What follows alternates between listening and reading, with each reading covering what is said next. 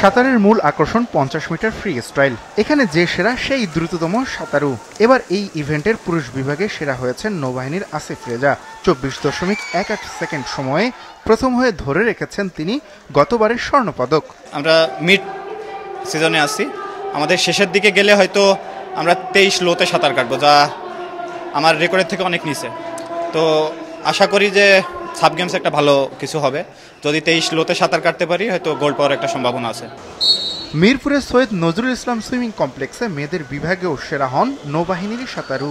নাম তার জ্যোতি আক্তার। নতুন রেকর্ড গড়ে জ্যোতি সাঁতার শেষ করেন 28.89 সেকেন্ডে। ভাঙেন 2016 সালে নৌবাহিনীর নাজমা আক্তারের 29.11 সেকেন্ডের রেকর্ড। কোচ যেভাবে প্র্যাকটিস করাচ্ছেন সবার টাইমিং অনেক ভালো হয়েছে।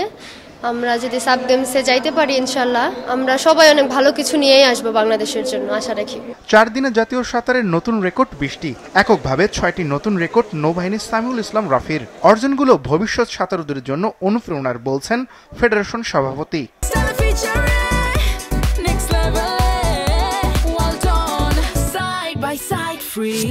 সাঁতার জাতীয় এবং আন্তর্জাতিক পর্যায়ে বাংলাদেশের জন্য একটি গুরুত্বপূর্ণ ক্রীড়া এবং তাই আমরা সুইমিং ফেডারেশন ট্যালেন্ট হান্ট সহ বিভিন্ন প্রতিযোগিতার আয়োজন করে এই ক্রীড়াকে সামনের দিকে এগিয়ে নিয়ে যাওয়ার জন্য সর্বদা প্রচেষ্টা চালিয়ে যাচ্ছি। তৃতীয় হওয়া বিকেএসপি জিতেছে 4টি স্বর্ণ সহ 9টি পদক।